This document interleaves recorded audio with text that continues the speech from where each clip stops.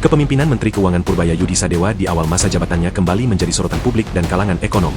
Sejumlah kebijakan yang dijalankan dinilai belum sepenuhnya tepat dari sisi waktu dan kondisi perekonomian nasional yang sedang berada dalam fase pemulihan yang rapuh. Salah satu kritik datang dari ekonom Center of Reform on Economics, CORE, Yusuf Rendy Manilet, yang menilai langkah-langkah fiskal Purbaya justru berpotensi kurang efektif, bahkan bisa memperlebar ketidakseimbangan di sektor keuangan apabila tidak disesuaikan dengan realitas di lapangan.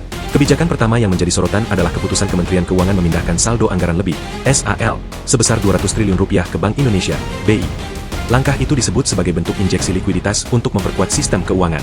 Namun, menurut Yusuf, kebijakan ini justru diterapkan pada saat yang kurang tepat. Permintaan terhadap kredit pada periode itu sedang melambat, sementara angka undisbursed loan atau pinjaman yang sudah disetujui tapi belum terrealisasi masih tinggi, ujar Yusuf, Minggu, 26 September 2025. Berdasarkan catatan Bank Indonesia, pertumbuhan kredit perbankan per September 2025 hanya mencapai 7,70% secara tahunan, YoY, sedikit naik dari 7,56% YoY di bulan sebelumnya. Padahal, BI telah menurunkan suku bunga acuan hingga 150 basis poin sejak September 2024 menjadi 5,75%.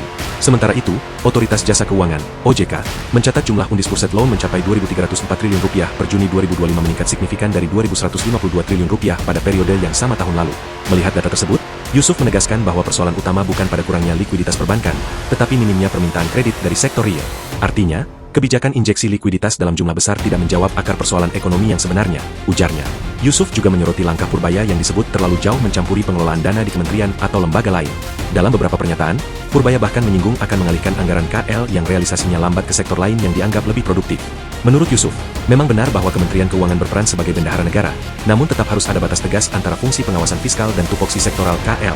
Menkeu harus menjaga keseimbangan antara ketepatan serapan anggaran dan kelancaran program pembangunan, jelasnya.